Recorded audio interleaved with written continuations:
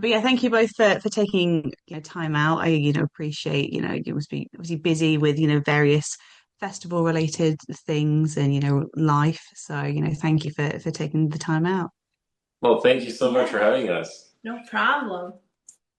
Well, I mean, we've spoken about Two Witches, we've spoken about Traumatica. It only seems right that we also talk about this one. So Yeah, I won't be talking. She talks then. No, I mean, please, I think no. I did enough talking. I have PhD. I'll just ramble. We'll start talking about recipes. What are you cooking for Thanksgiving? It's yeah, no. What was the question? No, I'm just kidding. we haven't got Okay. that yet. Because but I guess firstly, congratulations on the in-person screening at Grimfest. And Dina, to you for getting your award from the festival. How Yeah. was the experience?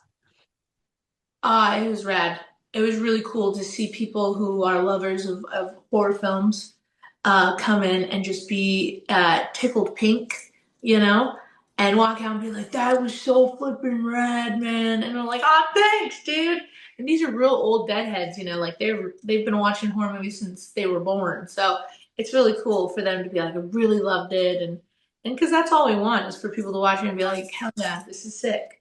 So I like that. That was good. And it was your first time in, It was the first time seeing myself on a big screen. and it was your first time in England. It was my first time in England, dude.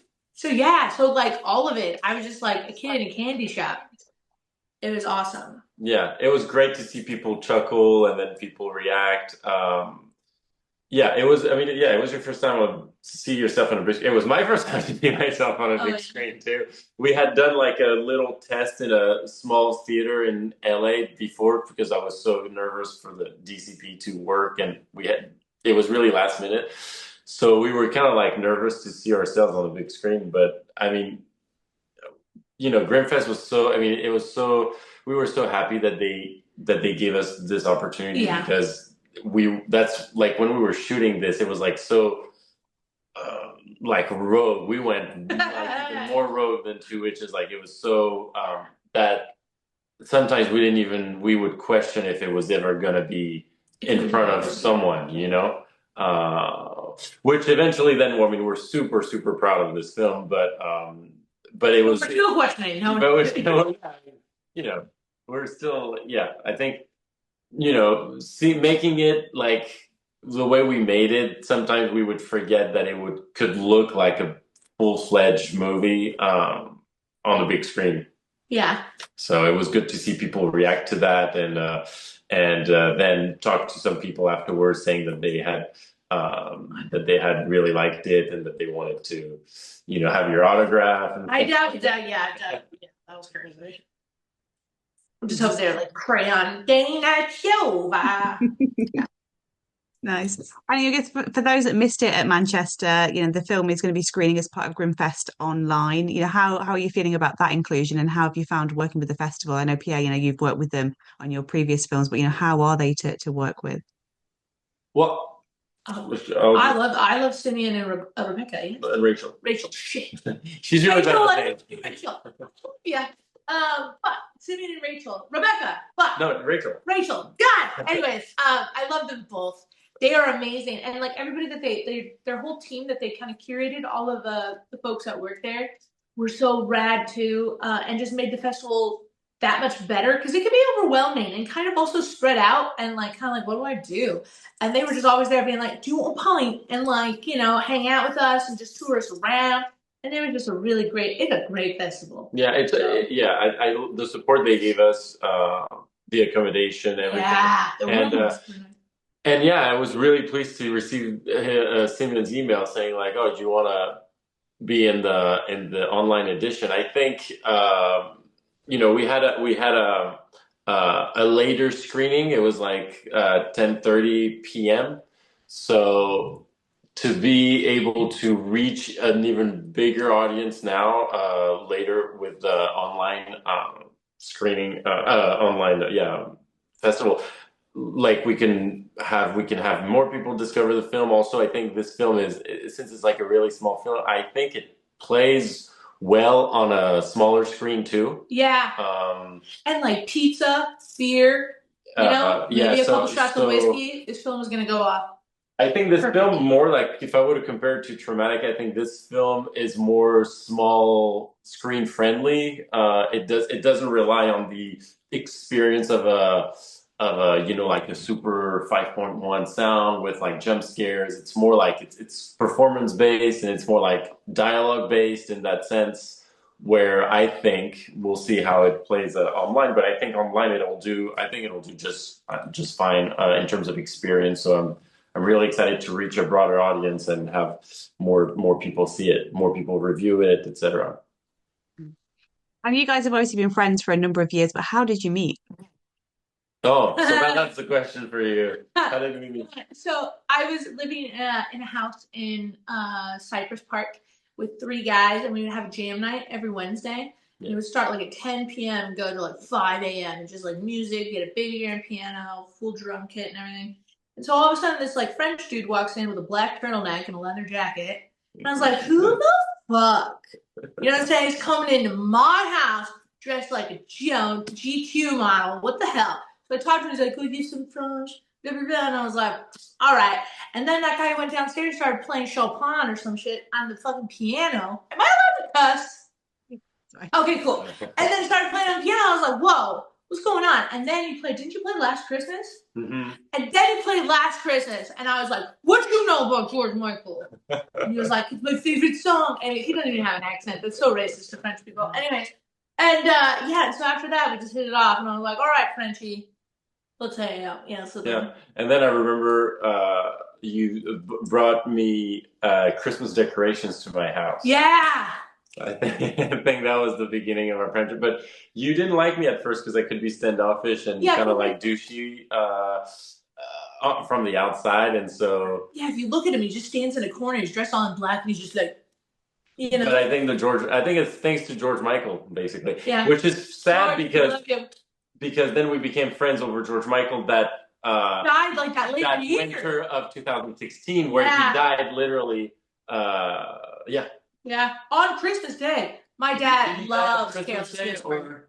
Oh, he died like or like close to Christmas. yeah, it's all of that. Anyways, my dad was devastated. That was a hard I mean, Christmas. we were devastated. Anyway, We were dead for a lot of people. That's how we became friends, which is because you obviously, well, just to segue to the music part, we met in a musical environment. Mm-hmm. Obviously, so she's an amazing singer, and so I was just brought to this house because I had met now it's our mutual friend Paul, who had said, "Oh, you play music? Well, come to this house." I had just moved to LA. I didn't know what I was walking into, and then I played some drums and some piano, and initially that's how our collaboration started. It's with making music, and Christmas decorations. And Christmas decorations. And then finding out that he's a lover of horror, and I am a horror. No, I'm just kidding. But I love horror as well. And so then I was like, yeah. And then from that we shifted to horror films, and then like the desire to make a horror film. That was 2016. So that was like 9 years ago. whoa. So, and the thing is, this film has been in our heads ever since. Like, it's been the character of Frankie, the idea of having like Dina as a serial killer, as a cathartic serial killer, was always from day one. Right after we became friends, and we were like on the couch watching film and talking about slasher films that we wanted to do. That's why I think that the character really grew with us over such a long time that now it felt like it existed even before it was shot. In many ways, this film is quite different to, Two Witches and Traumatica. What was it about the concept that appealed to you? I think it was.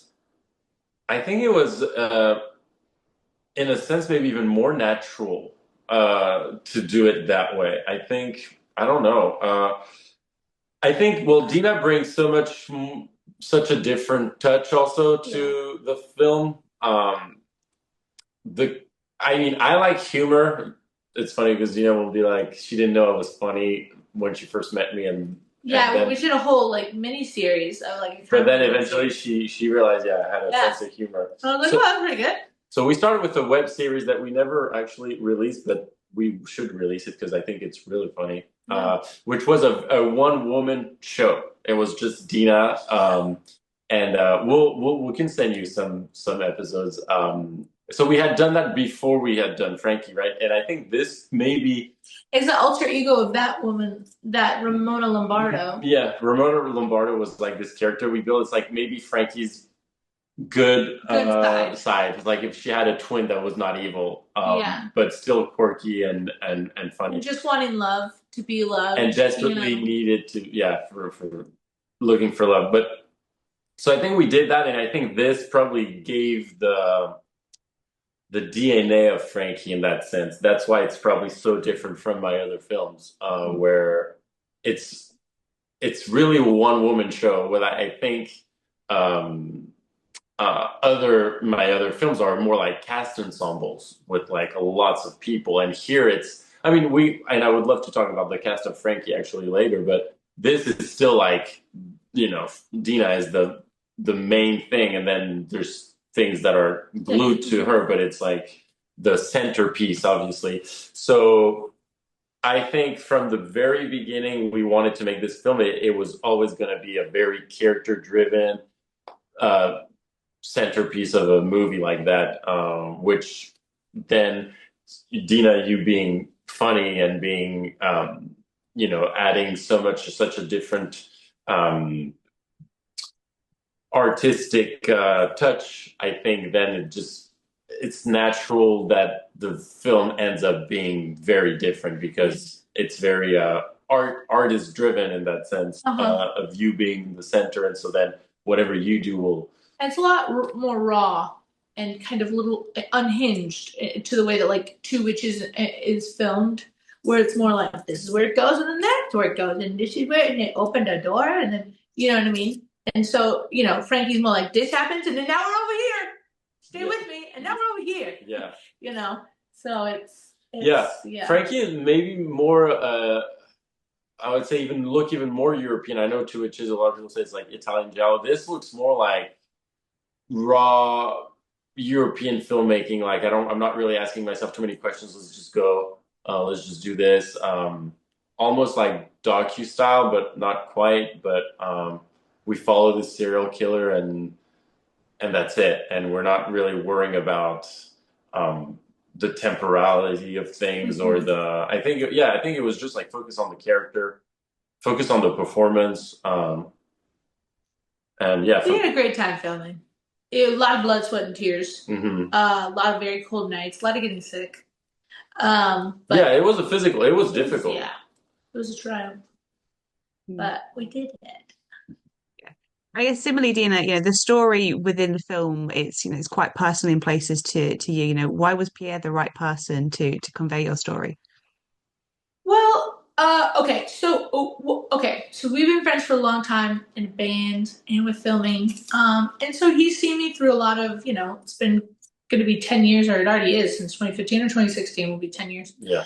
So like the ebbs and flows of myself and my finding myself, whether it be sleeping with tons of people or not sleeping with anybody, and he's seen me go through like a whole bunch of stuff. And when we started writing the character, he had asked, be like, what, you being the villain, what would make you want to, snap, and, start taking out people. And I was like, well, I mean, maybe it's like rich people and taking out the people.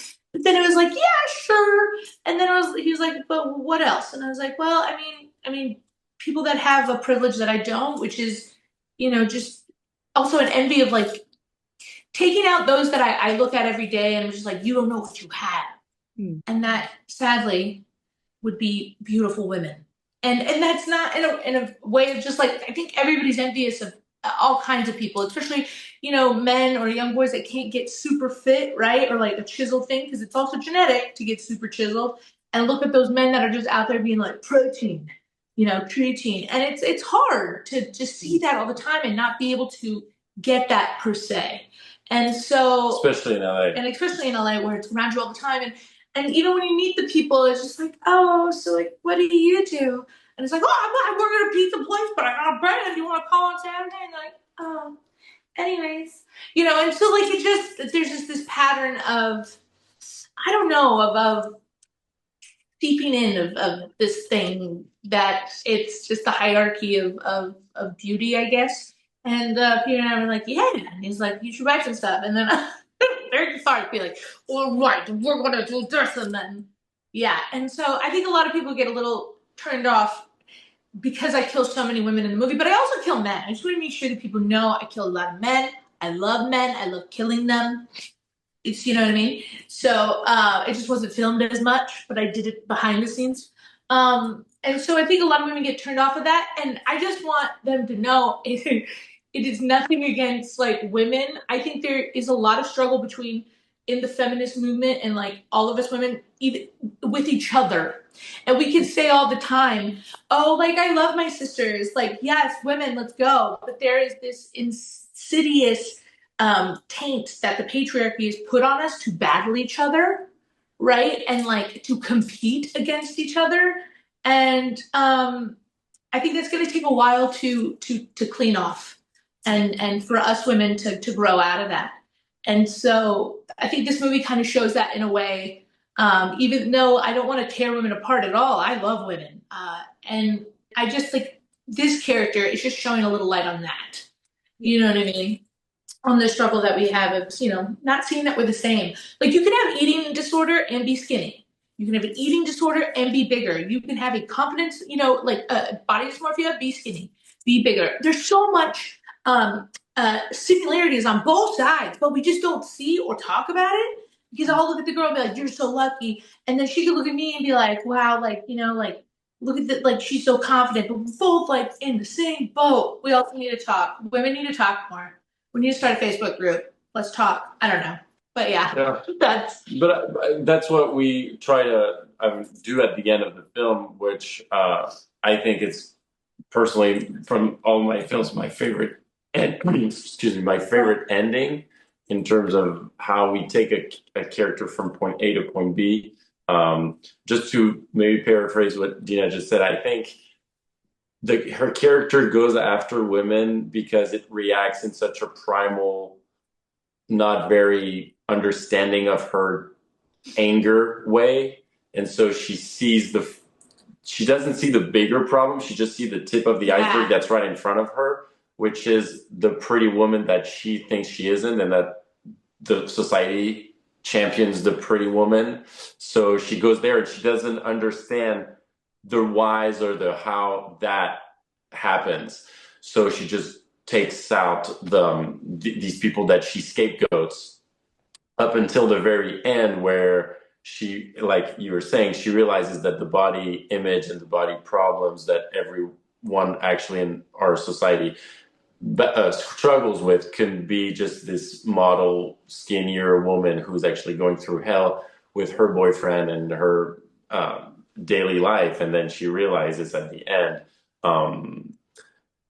But at the end of the day, we wanted to make a horror film, so like what I like to say to some people who are very offended, because obviously we make offensive films, I guess, is that if Frankie were to understand from like even the middle of the film what the problem really is, and if she were to go after only like the evil man, it doesn't turn into a horror movie. It turns into a vigilante comedy, but it's no longer a horror film. It's no longer a film that horrifies you or a film that makes you scared for the victims or makes you disgusted by the act of killing. It would just be like something that just teaches you a lesson. I think we were more like interested in the flaws of what the evil of how evil is spread with this crazy society that we live in. Also, LA, we wanted to make sure that, you know, the movie was really LA based, because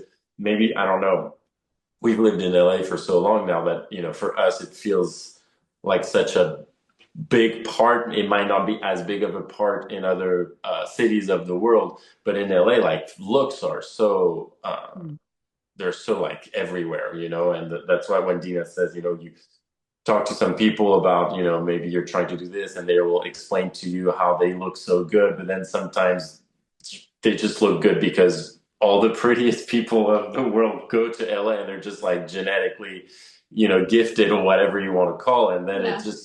it's just constant, your ego and your self-confidence is constantly It's constantly like challenged. challenged But every you day. also gotta like what Frankie didn't do is Frank like what I've done. Not saying that I would have become a killer, but I have an amazing group of friends whom I love and love me.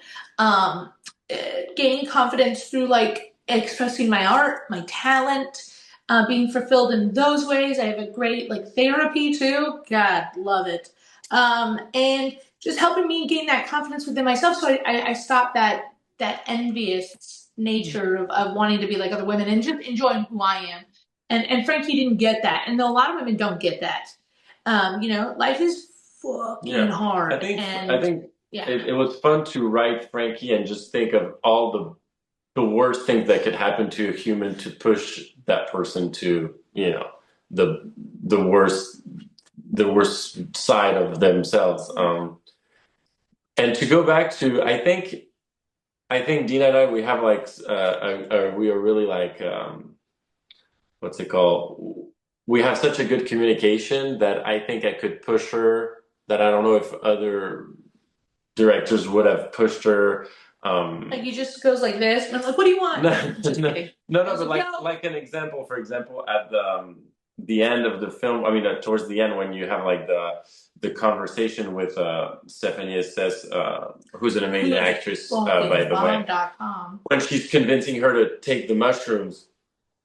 I think it's like I said, it's such a movie that it focused on Dina that I don't know if the other actors would be jealous or whatever, but I mean, it was the whole point of the film was to focus on Dina's character, but she would have I would with her coverage. I think I remember we did like 18 takes from Stephanie's coverage. We did 3 takes Because she's actually really good. She's just that just good. because she's better than I me. honestly, yeah. You know what I mean? So like, let's talk No, about but that.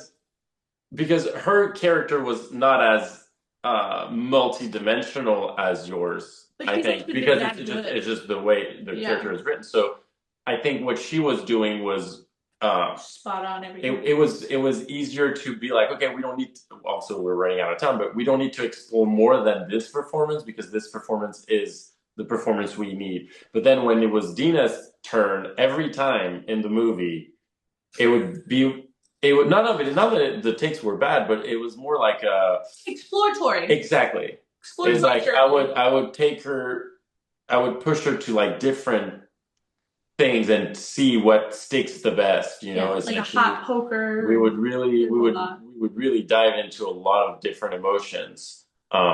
Which I think then eventually in the movie, some people can think it's jarring because then I mean, I think we got so much emotions out of you that some people can even be a little thrown off, like, oh my God, this character is making me feel so many different things and has so many different emotions that maybe some people think it's jarring from a serial killer. Um, that they would be more used to seeing just an evil person all the time, where we really wanted to cover all of the aspects of your personality. She's a woman. She's multifaceted.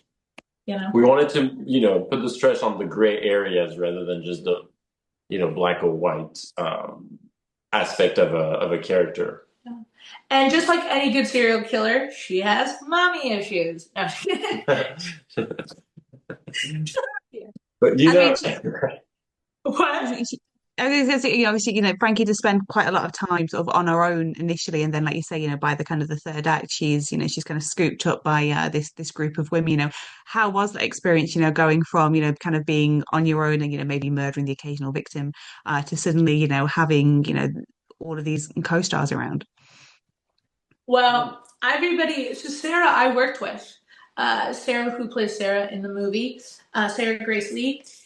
I worked with her and she's an amazing actress and she just looks good all the time and she's fantastic and she's so funny and helpful. So I've known her. And then you brought Jordan. Yeah. He worked with her on a No, I had never worked with her, but I had seen some of her work. And Jordan, it was a very difficult character. I think it's like the second most developed, I guess, character, even though she doesn't have that many lines. I think it was really important to have someone who can convey difficult emotions. And I think, I mean, I was not really nervous with Jordan. I knew she was really good. And the second she interacted with you, I think it worked Oh really yeah, well. dude. She has ADHD too, so we were both like. She's also very extroverted. Yeah. So she was rad. And then Stephanie is amazing. Yeah, Stephanie's amazing. She drove up with me, my dad, and my brother. My dad came for the first shooting, which was a whole week, and my dad's 81, or he was 80 at the time, I guess. And so my dad she was just like, "Hey, what's going on, Richard? She's so nice and wonderful." And she's like, "I'm just excited to do this. I've seen Pierre's other work, and reached out." And so Stephanie, the thing is, she reached out to me after watching Two Witches. In fact, she's one of the very few people who reached out to me after watching Two Witches. So I'm so grateful about that. But then she really liked the film. She reached out through her agent saying like she would love to have coffee with me. That was like I don't know, like years ago, or maybe 2 years ago. And so I had told her that I would love to work with her. I had seen, it's so funny because it was synchronicity because I had seen the film that she did called Soft and Quiet. I don't know if you've seen this film. Oh, is that the one where she's a racist? She plays a Nazi woman. Yeah. And it's so funny because I had seen this film like a week prior to her contacting me. And it was like insane because she is a star. She's amazing in this film. She's a nebula. And she's such a nice person, and she's so what's it called? Like she's so I don't know, like she has a really soft energy to her, and then on screen she can play like, again a multifaceted evil person, but she cries, she regrets in Soft and Quiet. I think she was like it was an amazing performance. So then I thought of we had initially written the character a little differently. And then I spoke to Dina. I was like, Dina, I met this actress and she's amazing. And I think we should tweak the script a little bit so we can offer her the role. And thank God we did because I think she did so well. So good. And I think it was fun for you. I mean, at least it was fun for me to see Frankie interact and have more like interactions with people, especially with, I think, a really talented cast. Mm-hmm. Because the whole movie is kind of a like we're saying, like we follow you storm through so many things and then we settle down and you just interact more. And I think my initial idea here was to maybe have the audience be like, oh, okay, so now what's going to happen? Now that we know she's a full-fledged serial killer, now she needs to interact with the people she hates the most, And I think it was a funny kind of reversed way where usually I think in a movie it could have been the other way around, more of a slow burn of like she's interacting with people she doesn't like and then she ends up killing. Here it was more the other way around. It's like, okay, we've seen her kill so many people already and now she's stuck with these people. So I think we maybe put a more emphasis on the comedic aspect of things. Also, like I think like the third act as well has that like relapse kind of thing. Like when you are an alcoholic or drugs, like you're like, I'm done. I'm not doing this shit no more. I'm out. Then you get a second chance and you get in this new kind of environment. And then any little trigger, sometimes with substance abuse, especially it could, and you think you're solid. You're like, you're solid. I think it was a way of, we wanted to show some maybe hope and be like, oh, maybe we're going to, shift directions. And then we finished with probably one of the most graphic kills at the end, which again, it's like, it's a horror movie. Yeah. And Sarah, shout out to Sarah. Yeah, Sarah she was game for anything. She was game for anything, and like especially like with costuming, I was like, I kind of want we were gonna do so it's like also like the cowboys and Indian kind of thing, and so like having that costume, I knew a friend that was hanging out with some like burner, people that like, go to Burning Man and like festivals and stuff, and when they stopped doing the headdresses, like you weren't allowed to wear those at festivals anymore, they still kept them. Right. And so then like at the little kind of quiet burns, like at like people's houses, whatever, they would still wear them. And so my friend, they like asked them like, hey, are you anything, other than white? And they're like, oh, well, I'm half Thai and half Mexican. And they're like, oh, perfect. You're, And so they like gave her the costume, and she was like, I don't know, I don't wear this. And so like for the film, that was perfect. And so like those questions of like asking like how far can we push the costuming? And Sarah was like, I'm down to wear whatever. And so we did the beautiful like diamonds that we hand stuck on Yeah, there the and the rhinestones. rhinestones and put that cool shirt. And she was just so rad to be like, yeah, I think this is great. And like, I don't know, just she was awesome. And then the death scene in the desert is. Yeah, she was game for. I mean, we went really far with everything in this film, Yeah. and you mentioned the Indian and the cowboys again. It's very offensive. We were a little worried about that. So far, I think people get it. We really wanted to, It's symbolic, it's a kind symbol of. of the oppressed and the oppressor. They're uh, dressing Frankie as an Indian. It's like they're trying to. It's again. It's like this subtle bullying that I think can ring true. I mean, we so far we And some even people. though, yeah, and even though you don't want to do something to fit in, you're like, oh, okay. I Yeah, think we've all been there. And in yeah, that instance, yeah. I think what I'm proud of, at least in this film, is that some people who have been bullied in their lives watch the film and they say they really relate to the bullying, which can be subtle, sometimes not so subtle. But the situations, one person was mentioning like when she's eating the pizza and it was like, oh no, you can eat the pizza. I was talking to Celeste about like being obese, but you have your pizza. It's like this kind of social violence of people eating something and feeling bad for eating in front of some other but it's so people. patronizing, to where like they're like, oh no, but that's just who you are.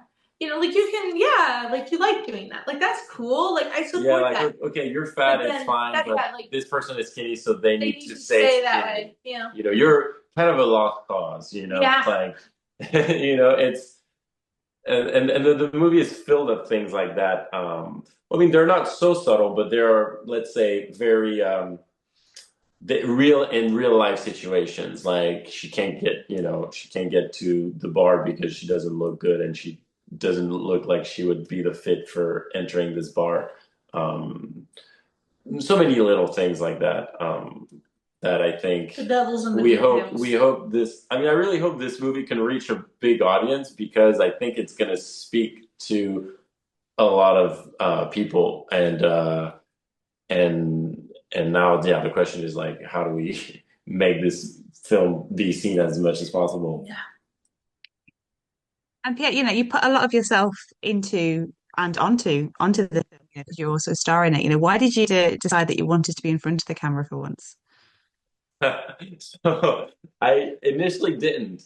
That's the funny thing. It was not planned. I it, Gina, do you want to? So we were. So okay, go. No, you go. So we already planned the shoot. Right, is the day of shoot of when Frankie first meets Jerome. And he's like, "You could call me Jerome," and Frankie's like, "You can call me Francis," you know.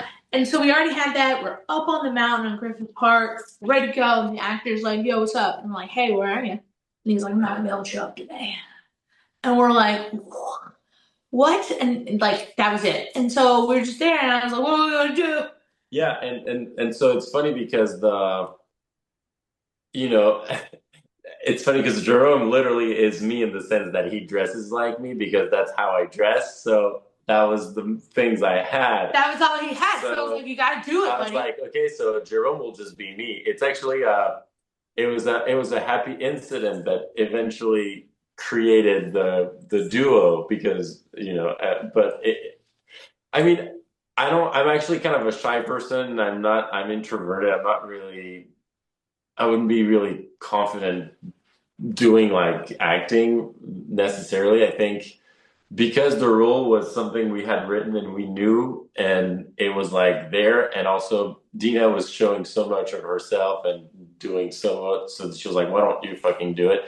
And at this point, I was like, if I say no, I can't say no. I have to. Well, you So, had to because we didn't have any. We couldn't reshoot it. Like we don't got but money. also the thing is the way Dina was vulnerable to me, then I could be vulnerable to her. Like I would go in front of the camera and I would do some shit and I would think it's horrible, but then you would be like, oh, that was pretty good. So it would give me confidence. I was like, oh, okay. Also, I think it was good to be an actor. I think as a director, you need to be out of the comfort zone of being behind and being in front to know what actors experience and to be able to be in their shoes. So I think a director who refuses to act, I think would be strange. I think it would be kind of against the whole job. Um, and then as the movie went on, I just realized that I just had to go hard in a way. Because again, Dina was going so hard, then I was like, okay, well then I'm just gonna do the same thing. I didn't really think that much. And then eventually realizing like, oh yeah, we went hard. Um, Hard in the paint. yeah, but it was fun. I think it was fun. I think also I did it because I think it was meaningful. For example, if I were to mention the sex scene, I think it was meaningful to do it. It was not my idea. I think it was more Dina, your idea. Oh, yeah. Well, that yes, and also that scene of like no little girl saw that scene, so Yeah, I feel yeah, like it was not it was shot. not even shot. Yeah. Um, but that scene of like Pierre doing that and him being the vision of that guy that my mom dated once or whatever, and that has come back up. Um, that sex scene, we need to have some kind of sex scene. I mean, I showed my tits, That's so what she come was saying. She on, was, she was, don't she was, say. she was like, I'm showing my tits, so you gotta. But also initially we were questioning how we were gonna do it, and then we had a meeting with Daniela. Daniela is top notch. And so we explained the scene, and Daniela was like, "Oh, it would make sense. It makes sense. We can do it that way because it's this kind of like this again the centerpiece of your trauma. So yeah.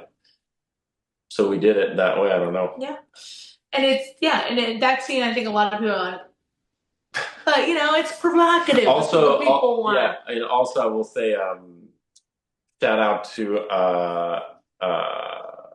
I don't know how to Baby call Frankie? her. Yeah, she goes by Lexi George, so I'll just say Lexi George. Baby Frankie. She did such a good job. Her performance, I think, I would like to mention that too because it's funny. It was very difficult to direct her as like the reveal. I mean, the reaction shot of her because obviously I didn't tell her anything. And I wanted to be as vague as possible, so I just told her like, just think of something very sad, or just think of something that would make you feel really bad.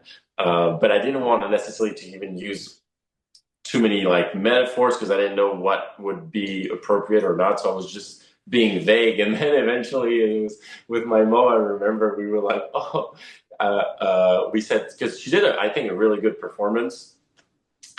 And then we asked her, what did you think about? And she said, oh, I just thought of my parents dying in a car accident. Jesus. And I was like, oh my God.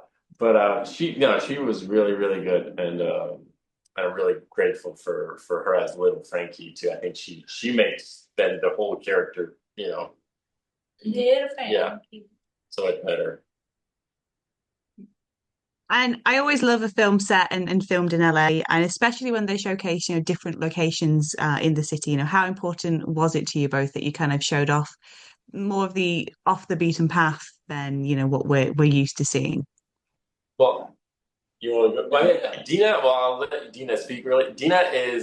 She lived in LA a little longer than me, but she knows, especially East LA, like the back of her hand. And she's honestly, for all the location, I'll give you pretty much all the credit because she just knows where to go, what to show. I think you're the LA wizard. Yeah, and I would always go buy things like when I had my car, and I'd be like, look at this place. and film it, send it to him while he's driving. Sometimes we would pin locations, like, Yeah, okay, just to remember. just to remember. And that spot that you see in the opening scene of the film, is where a friend of mine used to live, and it was like just this abandoned hill, and you had to park down, we had to hike up, but the views of downtown and Dodger Stadium and everything like that is just so rad. And also filming in LA, we were very much run and gun because to pay film LA, they're like the mafia, man. Yeah. They just keep coming back for more. No offense, don't tell me I said that, but it's like insane. And like for small filmmakers, who do you think I am, James Cameron? What kind of prices are you asking for? Anyways, it's crazy. So yeah. So we had to rely on the exteriors. We have to rely on just like the angles or the good things that look really good. We couldn't really settle and be like, we want this inside, or so we had to really make the most of just being outside, being also in places that I wanted to show maybe a part of LA that, like I said, more east, not as maybe not as what people are used to seeing. Yeah, because you'll see West Hollywood and the West Side a lot, and that's very bougie. But I mean, I was living in Cypress Park. I still live in the East Side, so I like that neighborhood, especially being Latino and like just there's just this atmosphere, community that not a lot of people get to see, especially in horror movies. And so I wanted to show that off a lot, as much as possible as well, because we're the best. Yeah, whenever we would see like a good hotel with funny signs, like I really like the one that says, the one that says adult movies and water beds. It's like it's so strange. So whenever we would see something like that, we would just try to, I think it's like we see the location and then we articulate a scene around what kind of background we can have. You know, it's that's why LA is a character in the film too. That's why some people, like I said, maybe could be like, oh, it's exaggerated or it's this or that. And I think I'm happy that so far, like the reviews, they see that, okay, it's an LA movie. Like people are experiencing the beauty problems because they are in LA, I guess. A little bit like The Substance does, even though I don't necessarily want to compare the quality of Frankie to The Substance, but it's very like people that talk about looks and bodies so much more than probably, you know, in London or in Paris. I mean, they will in Paris or London, they'll talk more about clothes. Okay, they'll talk more about looks. They'll talk about looks, but in a different way. In LA, it's really like body. It's like you say, like, oh, how many grams of protein do you eat? Oh, do you have creatine, or do you have this, or do you have like your antioxidant blueberries or whatever? Like Botox or anything like that. Like I'm doing a laser surgery next week. Anyways, I guess sort of, you know, my final question to you both, you know, what do you each hope that audiences take from this film? I mean, I think we've covered off some of it, but what do you hope that they take from sitting down with Frankie? You first. I hope they take kind of they enjoy it and start to see that movies don't have to be this kind of like cookie cutter Netflix kind of style and look. That films can be raw and gritty and still convey a message and you dig it, you know? Because I feel like a lot of people nowadays are getting used to just this, I don't know, generic way of filming. And so Frankie's very weird and avant-garde. I want people to enjoy that just as much as they do the other stuff. And I want them to take with them that people are struggling with a lot of things all the time. And just to be kind, because you never know who could snap. No, I'm kidding. But seriously, be kind. You don't know what people are going through. Yeah, you don't know what people are going through. And you know, be chill, bro. I don't know. Me, I would like them to leave with I mean, I hope, I don't know, it might be pretentious, but you can make a cool villain that looks like kind of like a slasher. We try to make it like slasher icon-y, you know, and not saying that it's as iconic as a Michael Myers or Jason Voorhees or whatever, but you know, we surf on the trope, the mask, the look, the visual aspect, the weapons, you know, so we rely on everything that I think a huge fan base loves. But I think what I would like them to take away from Frank is like you can combine this with a more realistic character, a character that you can more identify with, not just like an archetype of an evil person like a Michael Myers and that's it. Maybe anchor a very visual character into a more realistic psyche, and also just show. I hope we'll see. I would like people to just have fun with their darkest desires, and again, like Dina was saying, it's cathartic. Like just experience the things they shouldn't and would most likely never do in real life, but like experience for once through Frankie's character. Snapping, being angry at bullying, being angry at people saying how you look, or and I think this can resonate to a lot of people, men and women, because we have also some men who related to like some issues. Just like anyone who's been feeling bad about how they look by other people can maybe enjoy Frankie's rebellion, safely on their couch. Yeah. Well, thank you both so much for your time and best of luck with the film. Thank you so much, Kat. Thank you.